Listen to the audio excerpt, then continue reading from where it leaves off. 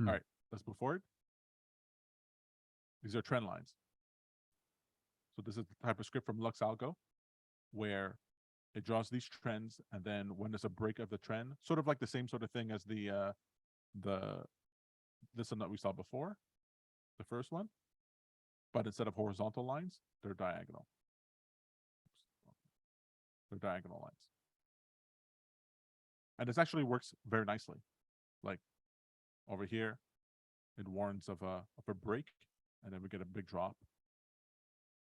Here it shows a break, and it's a run up. Break, run up. So not bad. Why Not does it terrible. matter if it's Break right now. sideways? If it's at an angle, At an angle, I mean, yeah. it's taken into consideration more than one high. The other one was only looking at one high. This one's looking at two highs. I see. So it's trying to detect a trend as early as possible. So this is nice. Doesn't work on every time frame, but it depends how you calibrate it. Why would you use the other script instead of this one, the horizontal one versus the angled? It depends on your trading style. Some people, if you're using this guy with some other scripts, it might be giving you some useful trades. I don't know. There's just a different style to see. Okay, does this work for you? One of the downsides I find with these guys is that I'm not the kind of person who wants to trade a trend after it's done already. I don't want to signal here after most of the trend is done. I don't really like that. I don't want this signal. Yeah. I want the signal as low as possible. Because otherwise, depending on what you're trading and what your commissions are, you can be chewed up. If you were to take every one of these trades, you'd be chewed up in fees.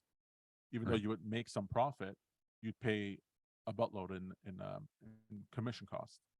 So it's sort of like, well, you don't necessarily know which one of these trades will move enough in your direction to make the 5 other ones that didn't pay out that much or failed worthwhile.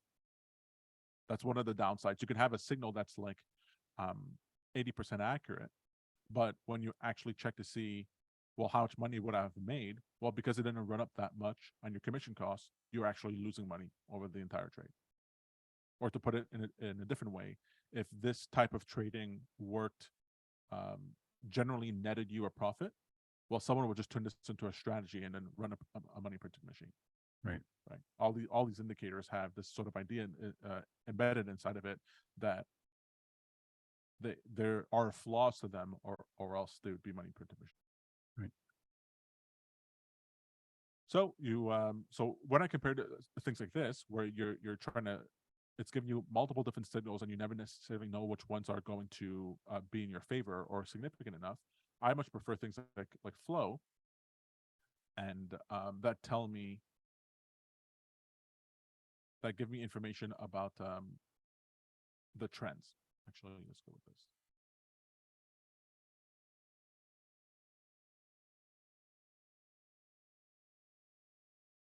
So over here, this signal is telling me that a bounce is incoming, which is to say that the amount of liquidity within the system, the amount of dollars flowing into the system, has increased, and to consider going for a long trade. Now, someone might be scared by this drop here, but since this bounce, this flow indicator is telling me that the number of dollars has increased, this is actually, even if I got into the position over here, you should not be shaken out of the position at this down here. In fact, it often happens that you get a move in the opposite direction of where the price is actually going right before the price goes in that direction. Right. It's market manipulation that's occurring. So over here, this bounce, if you were to take it, you would then have been able to ride this right up, right? This 19% move, which I much prefer over this sort of thing. Trade. Because here, I might have put in a position to short, right? Here I would have put a position into short. But what did you do here at this signal? If you shorted again, then you would have stopped out, let's say, somewhere around there. And you would have lost a quarter to half your profit, right? Yeah. If you bought this breakout, this can work. but this breakout went nowhere. This breakout went nowhere or barely anywhere. And only this one at the end over here actually succeeded. So instead of being in over here and not knowing how far it might go, I like to know that this guy is telling me that I should be expecting a run up in this asset. Now, you can use this in conjunction with the trend lines, right? You might say, okay, when I see these guys, when I see this bounce, fade, don't take any of the short positions, only take the long positions, or take the first long position that the signal gives me. And then I would have gotten over here, which would have been an even better price than over here. Great.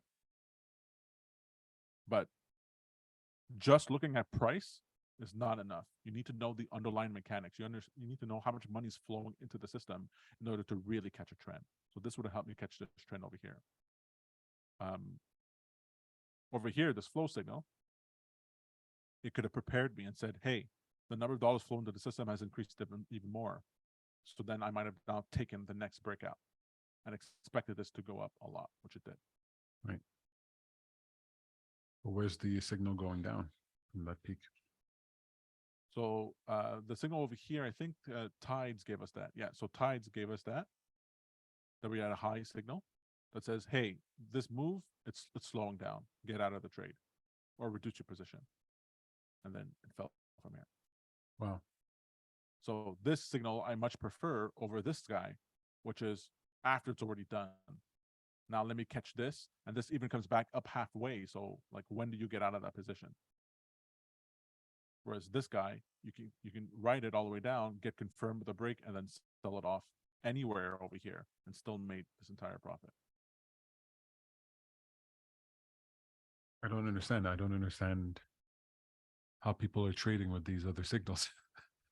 It seems so much harder. Well, when you trade only price, you have to understand the markets used to be very different. It used to be a trader's market. I mean, when I say used to be, that's the 80s, but that mentality is still there, where it used to be the technical analysis was the new kid on the block. Where if you knew technical analysis while everyone else was chasing stuff, headlines in newspapers and things on the TV, on the radio, well, then you had a head start because people weren't analyzing charts. But now you have program trading, you have quantitative trading, you have technical analysis that's ubiquitous. Now you're trading with other people exactly like you. And so you don't have the edge there. But there's still that idea, this need to use these types, because it makes you feel like you're seeing something that someone else is not seeing. You know, they don't have the indicators that I have, right? So they're not seeing the exact same thing. And not to say you can't make money that way, but it is a different type of challenge that wasn't there before when people didn't have all these charts. What I'd like to say though is that the reason why, you know, you might say, Tom, there's thousands of indicators out there. LuxAlgo seems to have, 500,000 that are on TradingView. Why are you creating any more? Well, it's because I'm trying to focus on the new kid on the block, which is the flow of dollars, right? The flow of dollars within the system is one of the leading factors for how an asset actually moves. And I was tired of not having a suite of indicators that cater to that. I want that information there. I mean, it's not as far as I wanted to go, but that's fine. We're at the beginning. I'm gonna make them better. But stuff that allows me to see what the long-term trend is, I think because of the flow of dollars is invaluable. And when I add these with other indicators, well, then it becomes that much more useful. Helps filter out a bunch of signals that I don't need to be using, because the flow of dollars within the system is really now the driver of prices of assets for many assets. This is global liquidity. Liquidity, exactly. Well, there's liquidity and positioning. We haven't talked about positioning in our last videos. I'm going to be having a suite of indicators come out that are going to be catering to positioning, which is to say, where are the retail investors? Where are the institutional and commercial investors? Where are the sovereign entities? Like, where are the different players positioned? And then helping to make trades accordingly. That's super useful for currencies. It's super useful for bonds. It's a different type of trading. But what I'm saying is that I like to focus on the underlying mechanics, the underlying dynamics of how financial markets work now, because it really changed drastically in 2008, 2009, all the way up to 2011, when the global financial crisis occurred. Basically, the entire system reset, and it's been a different dynamic ever since. So if you use the same rules that you had during the dot-com crisis, dot-com, or the 80s or what have you, well, you're not getting the same type of success.